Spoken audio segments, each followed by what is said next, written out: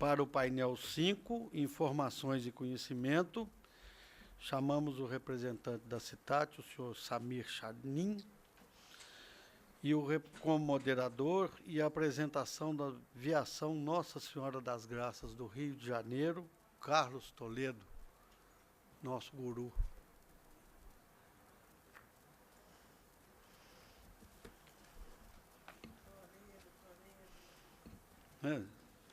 Grande Toledo.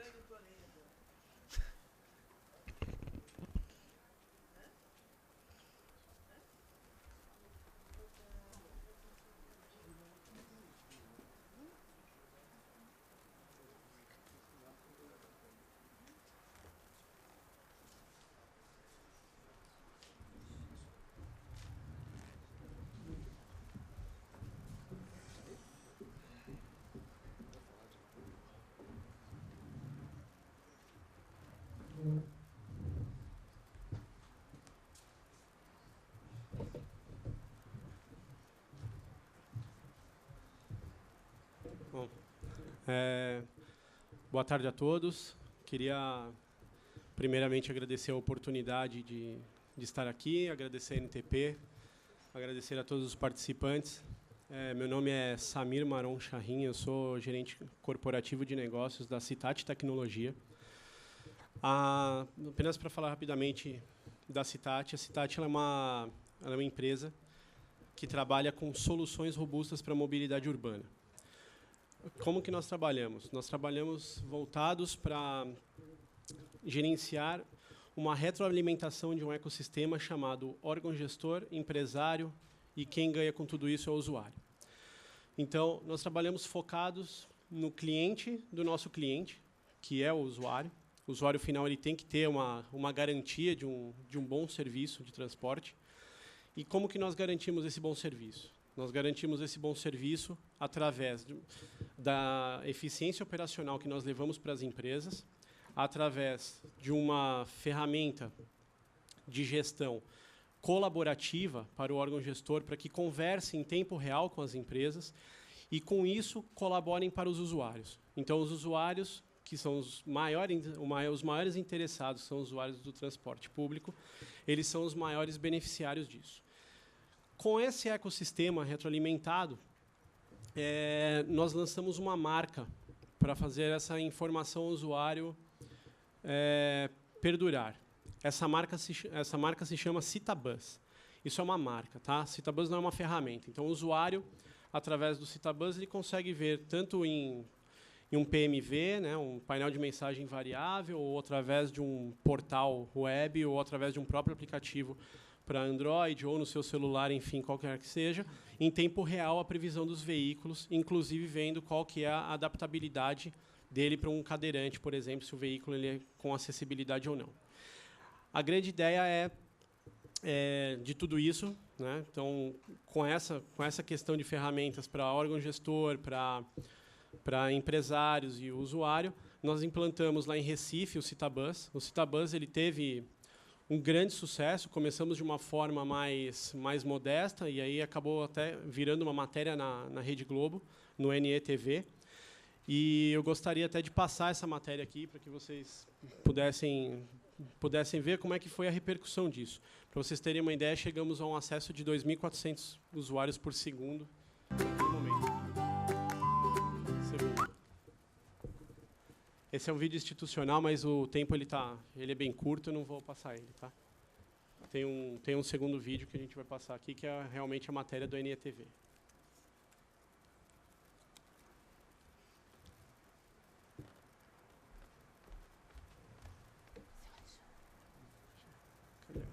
Cadê o vídeo?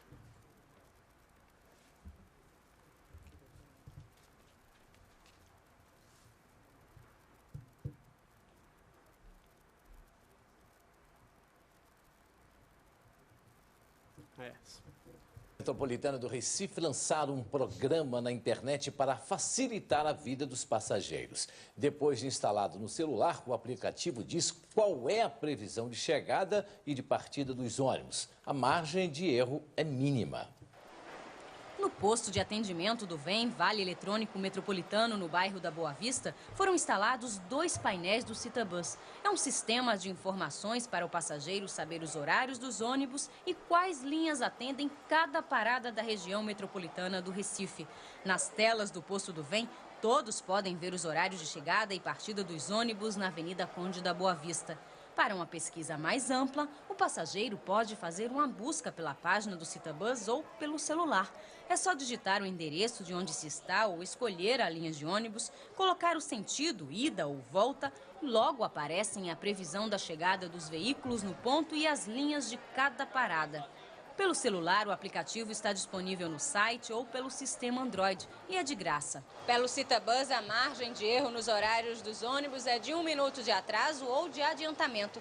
E no caso de trânsito complicado, o sistema é atualizado automaticamente. A gente utiliza a informação que recebe do GPS e, baseado no cálculo que a gente tem de deslocamento dos ônibus por horário, a gente consegue dar essa informação. É possível fazer consultas sobre 60% da frota de ônibus da região metropolitana do Recife. Nós acreditamos que até junho estaremos com toda a frota com essa informação para o passageiro. Se pudermos fazer antes, melhor ainda. Adriano foi carregar o VEM, soube da novidade e aproveitou para instalar o aplicativo no celular. Para mim fica mais viável quando eu ver a previsão do veículo. Eu chego no ponto certo, na hora certa, não espero muito tempo na parada e com isso é mais viável para mim, para ir para Camaragibe e até para vir para o centro da cidade. Algumas empresas de ônibus da região metropolitana do Recife lançaram um programa na internet para facilitar a vida dos passageiros. Bom, pessoal, então é isso. Queria mais uma vez aí já agradecer vocês e já agradecer também aqui o Dr. Carlos, que está aqui do meu lado. Quero passar a palavra para ele, para falar sobre a Nossa Senhora das Graças. Obrigado.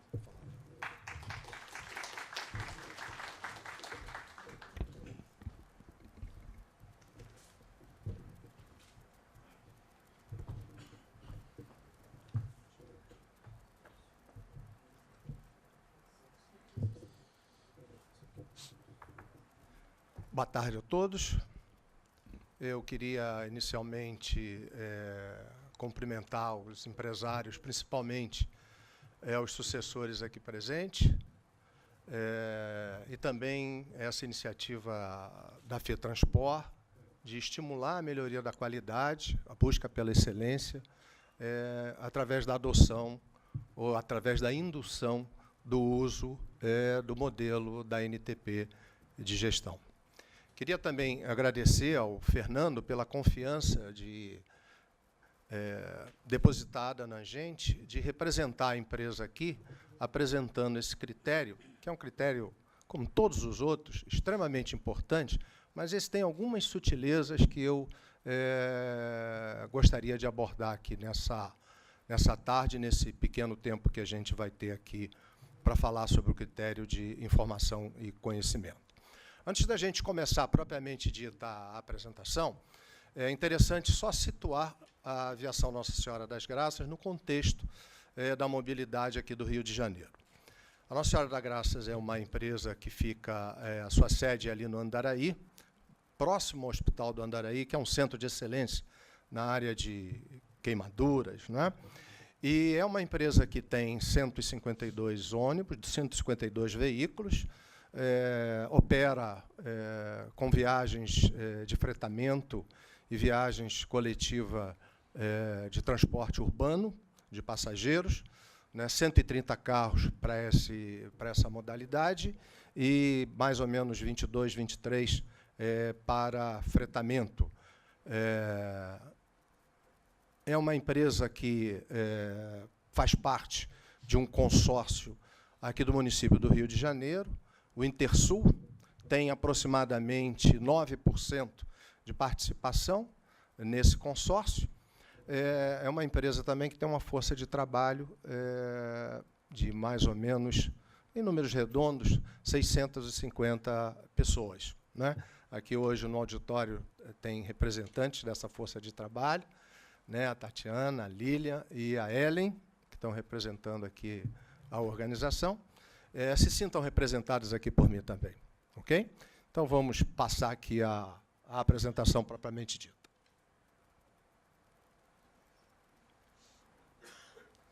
Bem, nós vamos falar do critério 5, que é de informação e conhecimento.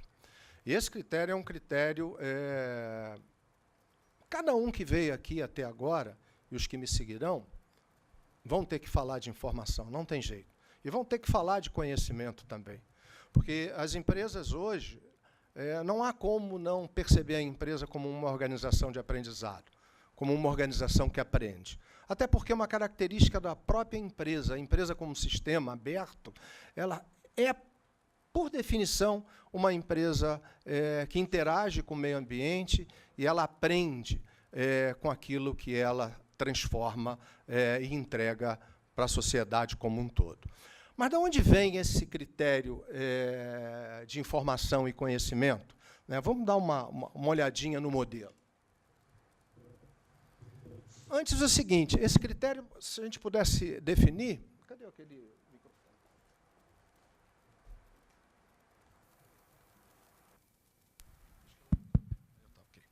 Ok. Esse critério, a gente pode pensá-lo do ponto de vista de 3 palavras-chave. Informação, ativos intangíveis e conhecimento. Então, esse critério procura, através de determinados processos gerenciais, nutrir a organização com esses elementos. E é sobre isso que nós vamos falar. E como, na Nossa Senhora das Graças, esses processos estão sendo desenvolvidos, estão sendo realizados e estão sendo melhorados.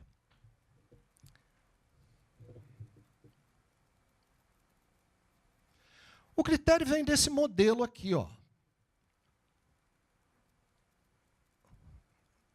Vem desse modelo. E esse modelo, ele tem características, tem pelo menos 2 características que eu gostaria de falar.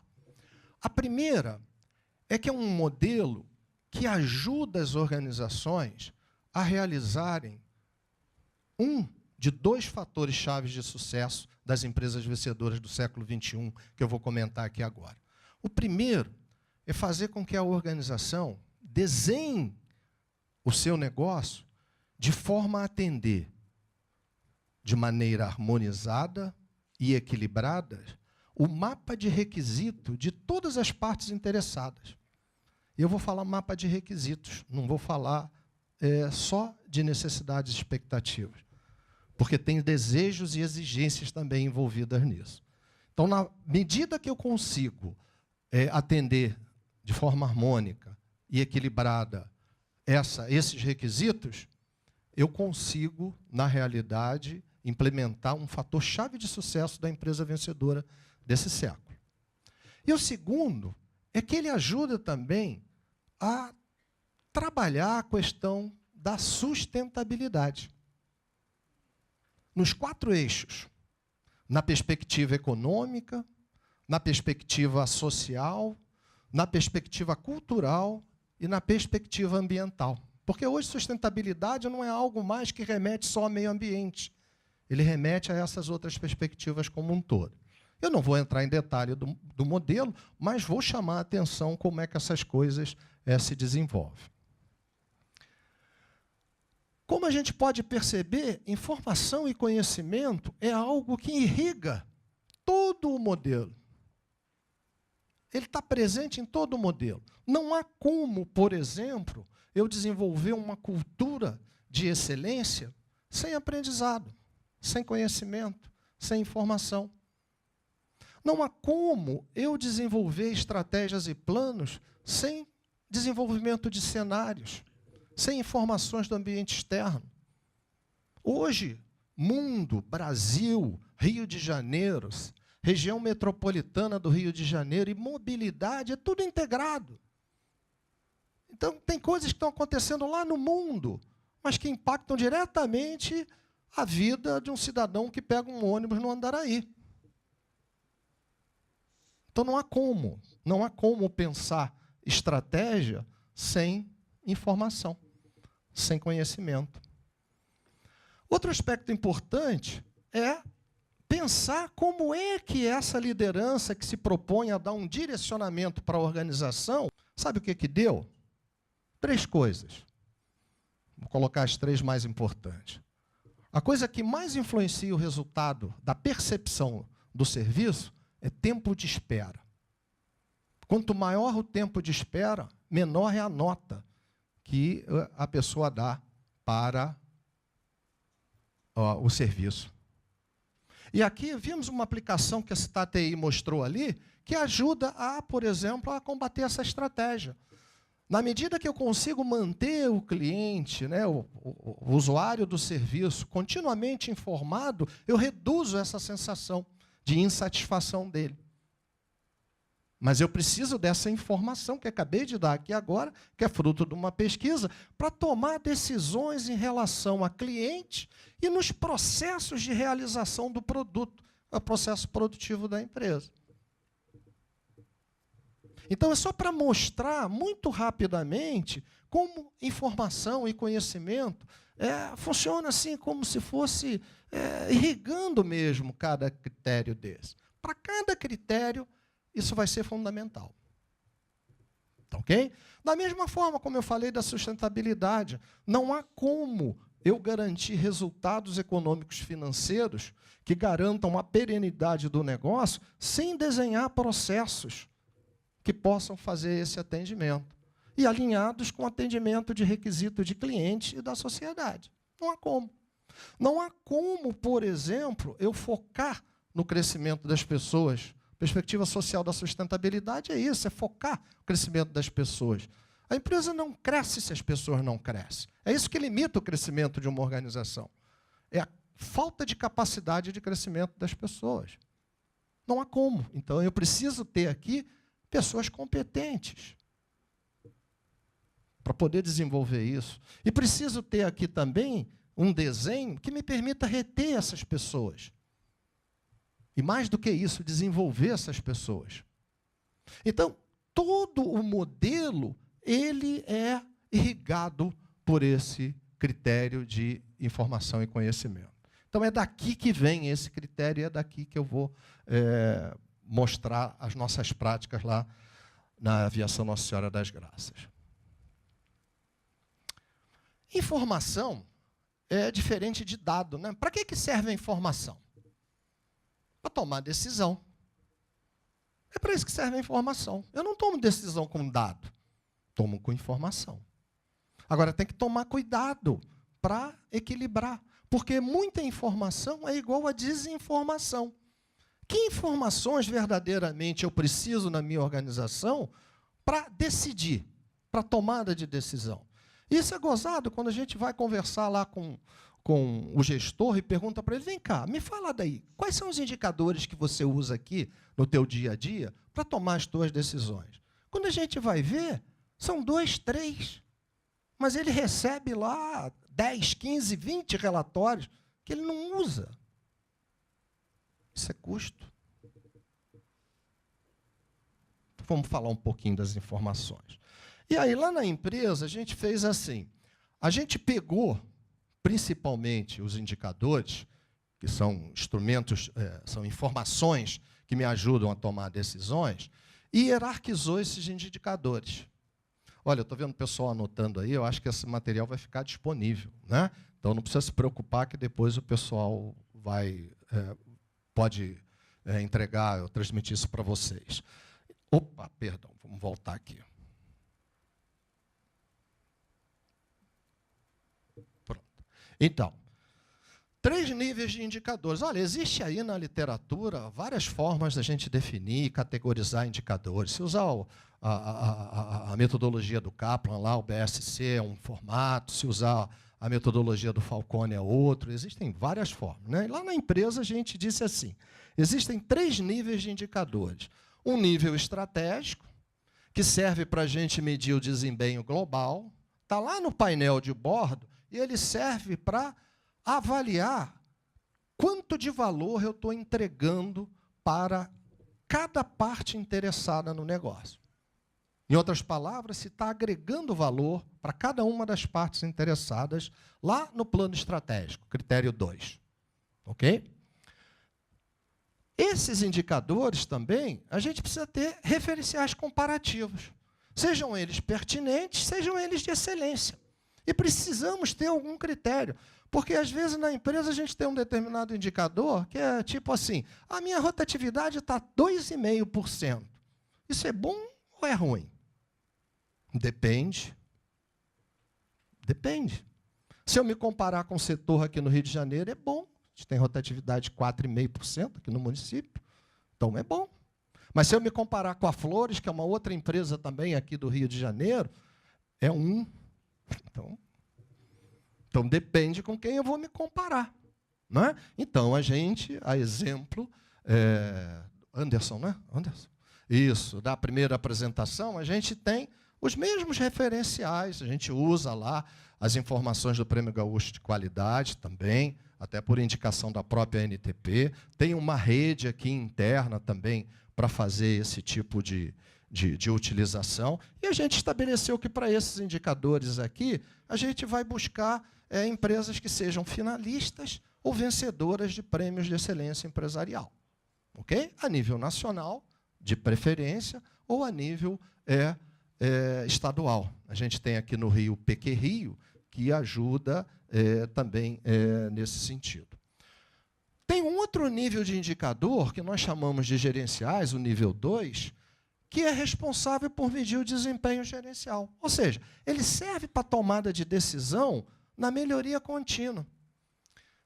A Nossa Senhora das Graças é uma empresa que começou a buscar a excelência em 1998, 1999.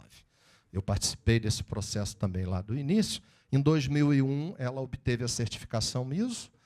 Naquela ocasião, era 9002, ainda não tinha havido a revisão, era 9002, e manteve a certificação até hoje, ela é certificada. Ao longo desse caminho, aí, ela também se certificou na SA 8000, né? E usa os critérios da SA 8000, depois não manteve a certificação por uma decisão estratégica, mas mantém o uso, né, do atendimento dos requisitos na modelagem do seu sistema, né? Mas esses indicadores são indicadores que a gente usa para promover a melhoria contínua. São indicadores dos processos. Né? E tanto nos processos produtivos quanto dos processos de apoio.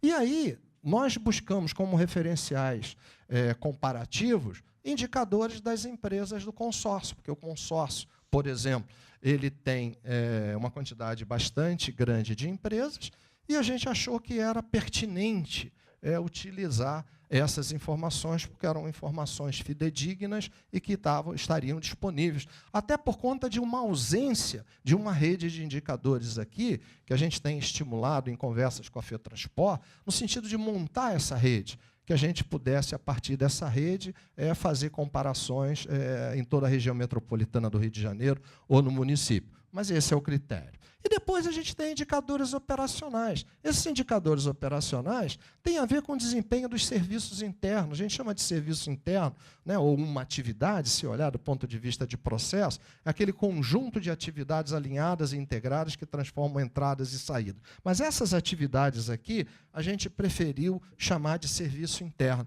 E é gozado isso, quando você pede alguém na empresa e fala assim, vem cá, vai lá no almoxerifado e pergunta quais são as atividades. E pergunta depois para uma outra pessoa para fazer o mesmo exercício, cada um volta com uma relação diferente. Curioso isso, né? Agora, quando a gente pede para ir lá e perguntar quais são os serviços que o almoxerifado entrega, todos vêm com o mesmo tipo de serviço. Por isso que a gente está adotando essa ideia de serviços internos. E para que servem esses indicadores? São da tarefa, são da atividade, para cuidar da melhoria da eficiência. Da eficiência. Ou seja, de como a gente está usando os recursos de forma econômica na organização. Okay? E esses indicadores, a gente busca boas práticas. Agora, é curioso, assim, tem alguns indicadores que são importantes. Por exemplo, no nosso negócio, um dos indicadores mais importantes, né, o segundo mais importante, é consumo, eficiência energética, vamos falar assim. Consumo de óleo diesel. É o segundo maior item de custo. Corresponde a mais ou menos 19%. Ok? Esse indicador não dá para buscar referencial comparativo. Sabe por quê? Porque ele é um indicador de processo. ele depende do meu motorista, ele depende da minha linha, ele depende do meu ônibus, ele depende do meu piso, ele depende do meu carregamento. Então, se eu preciso estabelecer meta para esse indicador, eu não vou usar referencial comparativo pertinente. Eu vou usar série histórica. Eu vou fazer melhoria contínua. Então, cada indicador, quer dizer, estou querendo com isso dizer assim, a gente precisa tratar a informação de forma adequada. Alguém aqui hoje falou, eu não me lembro quem, mas falou com muita propriedade. Olha, se é para cumprir a norma, tem alguma coisa errada.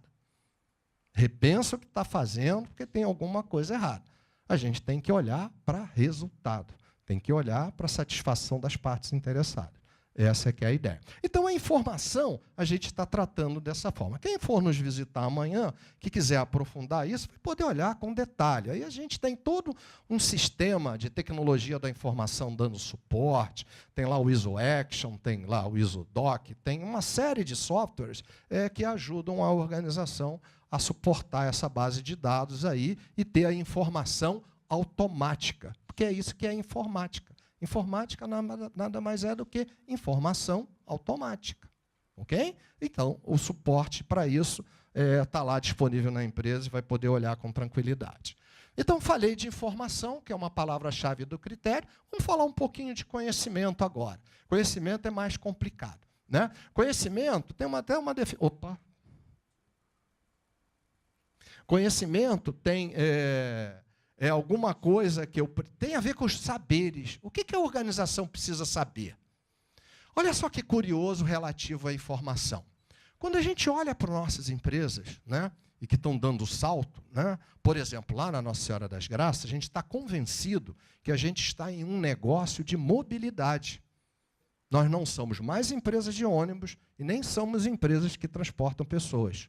Nós estamos envolvidos num negócio de mobilidade. Ok? Então, dentro desse contexto, por exemplo, é importante a gente olhar como é que evoluiu a tal da tecnologia da informação. Como é que começou a tecnologia da informação nas empresas de ônibus, que a gente chamava assim naquela época? Para controle. Começou onde? Para controlar a folha de pagamento, para controlar processo de apoio, para controlar manutenção. Tinha tecnologia da informação aplicada na operação? Não tinha. Aonde que a gente ganha dinheiro? Qual é o nosso processo produtivo? Tinha que ter começado por lá. Começou agora recentemente. E por exigência legal. Portaria obrigando a usar GPS. E não por uma decisão estratégica da empresa. Aonde eu tenho que criar inteligência? Eu tenho que criar inteligência onde eu gero caixa. Na primeira camada da cadeia de valor, lá na camada de processo de negócio, é ali que eu tenho que usar a tecnologia da informação. E, contrariamente, nas nossas organizações, a gente começou no processo de apoio. E agora a gente está correndo atrás do prejuízo. Né? Novamente, o Anderson, né? O Anderson apresentou aqui uma aplicação de BI. Algumas empresas aqui, a Rio Ita, por exemplo, que está aqui presente, com várias pessoas, já está usando também o BI, né? E está usando esse tipo de tomada de decisão. Agora, olha só, agora é que a gente está correndo atrás de criar inteligência em operação. Ok? Então, esse é um aspecto importante. Então, a inteligência, os saberes, as competências estão associadas a essa ideia do conhecimento. E vamos dar uma olhadinha como é que a gente está desenvolvendo isso na organização. E esse modelo aqui ajuda bem, porque ele foca como a gente sistematizou a aprendizagem. Não é? Então, vamos começar por aqui. Ó. Como é que surgem as necessidades de construir conhecimento, de construir inteligência no nosso modelo? Começa por aqui. Ó. Alguma parte interessada demanda alguma necessidade, alguma expectativa. Ok? E por conta dessa demanda, eu vou estabelecer critérios que vão me permitir definir padrões de trabalho e práticas de gestão, que são os processos gerenciais da organização como um todo. Ou então, através da evolução tecnológica. De repente, a minha tecnologia veicular vem agora com Euro 5. Então, eu tenho um avanço tecnológico atrás dessa tecnologia que vai me obrigar a mudar, por exemplo... Opa! Esse negócio aqui eu ainda não me entendi com ele, mas a gente chega lá. Vai me permitir, por exemplo, mudar padrões de abastecimento. Porque agora eu tenho um outro produto que eu tenho que adicionar ao veículo, que não fazia parte do meu padrão. Então, eu vou gerar um novo padrão. Ou então, por conta de referenciais comparativos e de excelência. Eu me comparo, percebo que preciso mudar a minha prática de gestão ou o meu padrão de trabalho e vou fazer essa mudança.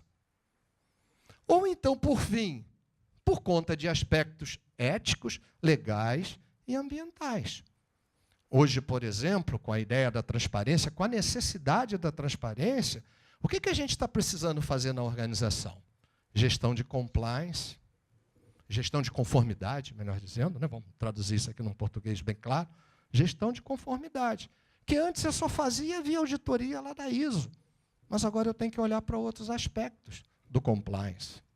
Então, está me obrigando, por um aspecto meramente ético, né, desenvolver novos padrões de trabalho e outras práticas de gestão.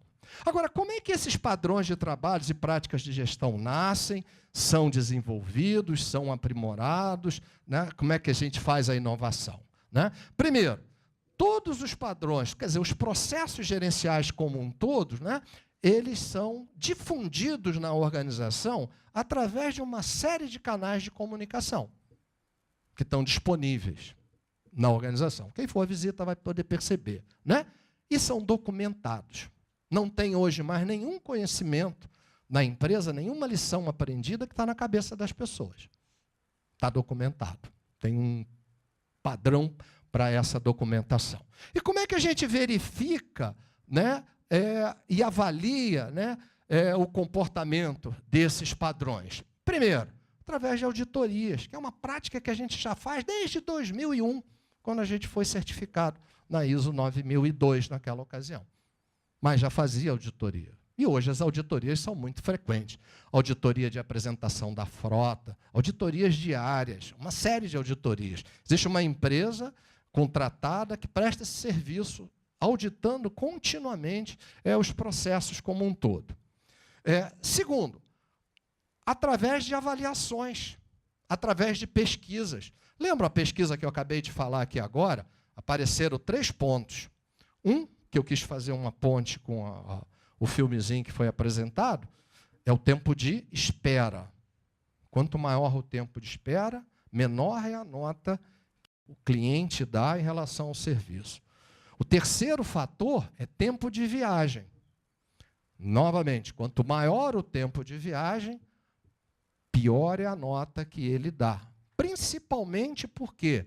Porque ele está dizendo que é desconfortável, que ele, a maior parte do tempo ele vai em pé, não tem ar-condicionado, não tem entretenimento. O Jaderson apresentou aqui uma experiência de consumo onde aparece lá, em algum momento, uma conveniência lá de entretenimento ao longo da viagem. Porque as viagens agora ficaram longas aqui no Rio de Janeiro. Não porque o percurso aumentou, mas por conta dos congestionamentos.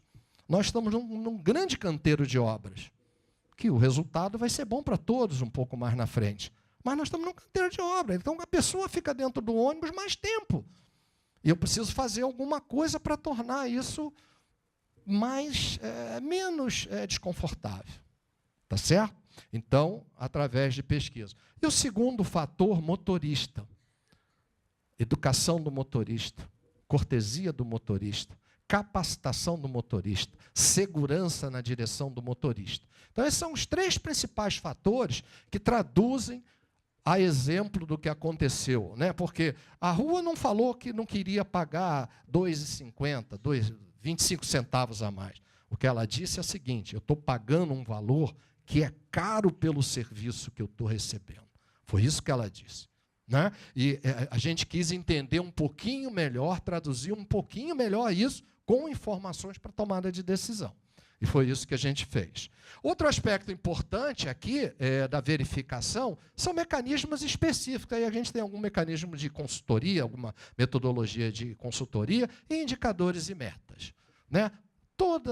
Na empresa como um todo, todos os indicadores estão associados a uma meta. E por uma razão muito simples. E a principal meta da empresa é a visão de futuro, que é a meta do presidente da empresa. Né? Nós, seres humanos, somos orientados por meta. Ninguém que está aqui nessa sala foi programado para ser o que é. Só o são em função das metas que assumiram ao longo das suas vidas. E assim também é a empresa. Então as pessoas precisam ter metas. E quem tem que comunicar essas metas de forma clara e objetiva é a liderança. Está lá no critério 1. É a liderança. Tá ok? Muito bem. Estou terminando. Com base nessas verificações, a gente tem algumas práticas de aprendizado. Que práticas são essas? Primeiro, as reuniões de análise crítica. Sejam elas relativas ao sistema de gestão da qualidade, sejam elas relativas aos outros critérios.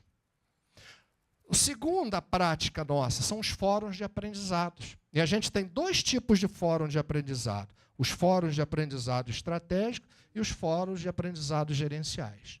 Nos fóruns de aprendizado estratégico, a gente olha para o critério e procura ver como é que nós estamos planejando, realizando, controlando e melhorando cada critério do modelo de excelência.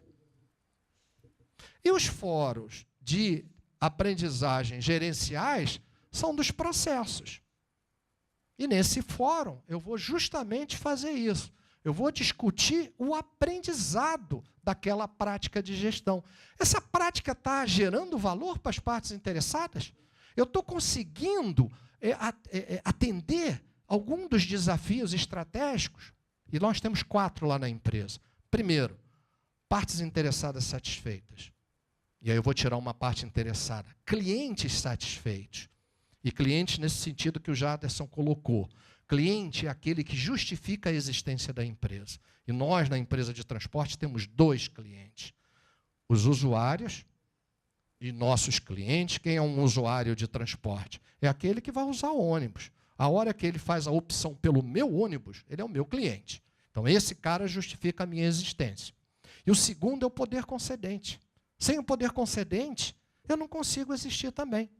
E, às vezes, tem estratégias que não são muito inteligentes. Brigar com o poder concedente. A estratégia tem que ser de aproximação com o poder concedente. E, às vezes, de ajuda. Porque, muitas das vezes, o poder concedente não está estruturado, não tem as competências que nós temos na empresa. E a gente pode emprestar essas competências, esses recursos, de tal maneira a melhorar a qualidade de vida da população. Que, no fundo, é para isso que nós existimos. Através de soluções de mobilidade. Né? Muito bem. Então, esses fóruns aqui gerenciais e essas análises críticas, elas nos permitem fazer a aprendizagem da organização, elas nos permitem compreender os nossos processos, elas nos permitem refletir sobre os nossos processos. E sabe o que é reflexão? Reflexão é você pensar o que você está pensando sobre alguma coisa. Então, o que eu penso sobre isto? Será que é isso mesmo? E mais do que isso, elas têm nos ajudado a promover as mudanças. E o processo se retroalimenta. Então, nós estamos fazendo a gestão de conhecimento usando esse modelo. E tem dado resultado, e tem dado certo. Né? Eu esqueci de falar, a Aviação Nossa Senhora das Graças, antigamente Sans Pena, participou do Prêmio de Excelência da ANTP no ciclo de 2013 e foi finalista. Naquela ocasião, não tinha o mesmo formato de hoje, né? E aí você tinha empresa vencedora e empresas finalistas. Né? E ela também foi finalista. O que eu estou querendo mostrar é que esse grau de maturidade não é algo que você decreta, tem que fazer assim ou tem que fazer assado. Esse é um processo de evolução. Isso faz parte da construção dessa cultura da excelência. E a excelência, eu costumo dizer assim, é um automóvel. É um automóvel. Quando eu estou achando que eu estou chegando perto dela, ela se afasta. E aí eu tenho que correr um pouco mais, melhorar o que eu estou fazendo. Quando eu me aproximo dela, ela se afasta. Ela está sempre em movimento. Eu nunca consigo pegar a excelência. Eu estou sempre buscando ela, querendo pegar, mas não pego. Vou terminar com essa última apresentação, que são os ativos intangíveis. Os ativos intangíveis têm essa definição aqui. Hoje já está se dizendo que o BNDES vai começar a exigir demonstração e valoração dos intangíveis na busca de determinadas linhas de crédito. Então, é importante a gente começar a fazer a gestão dos intangíveis. Eu costumo dizer assim, intangível é aquele patrimônio da empresa que não dá para pegar com a mão, mas que aumenta o valor da empresa. Tá certo? Segundo, que não está no demonstrativo de resultado ainda, mas daqui a pouco vai estar. Tá certo? Esses são os intangíveis. Portanto, quer dizer, esse conjunto de bens e direitos que eu não pego com a mão, eles são reconhecidos pelas partes interessadas como algo que aumenta o valor da empresa. Tá certo? E, portanto, precisam ser gerenciados e precisam ser valorados. E lá na empresa nós fizemos isso. Nós definimos os ativos intangíveis em 4 grandes categorias.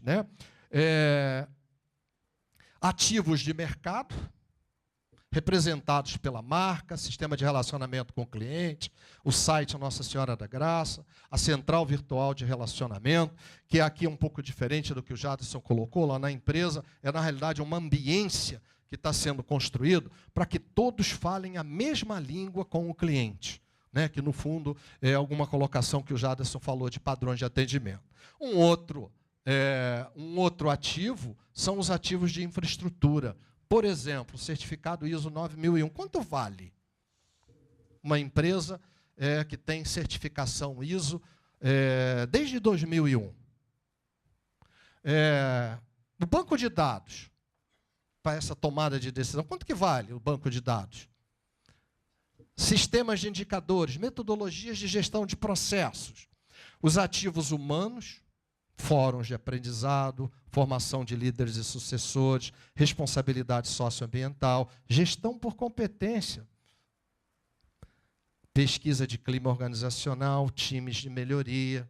Quanto que vale, times de melhorias, equipes trabalhando a melhoria de resultado?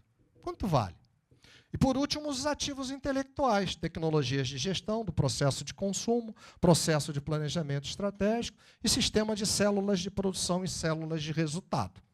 Ok? Então, esse conjunto de ativos, nós dissemos que são os nossos ativos. E aí a gente tem uma série de elementos, de práticas, vamos colocar assim, gerenciais, que nos ajudam a desenvolver esses ativos, a reter esses ativos e a preservar esses ativos na organização como um todo.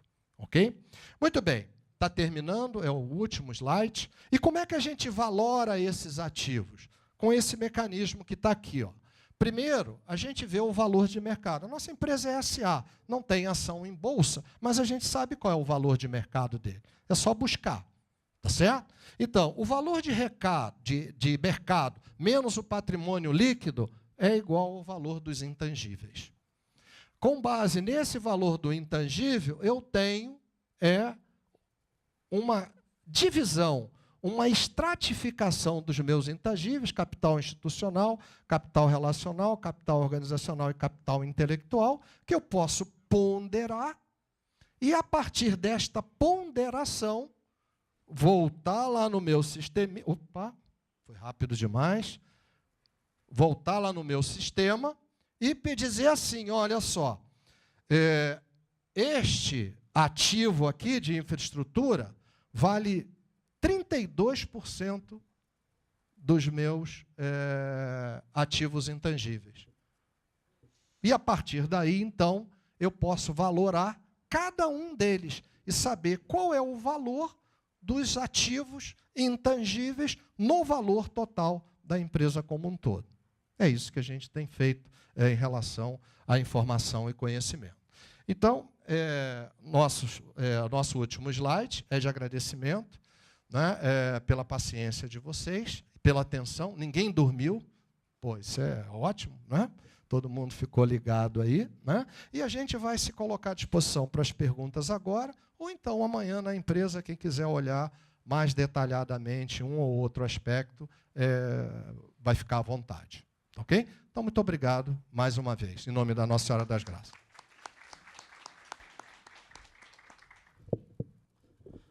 Obrigado, agradeço aí o Dr. Carlos, da Nossa Senhora das Graças.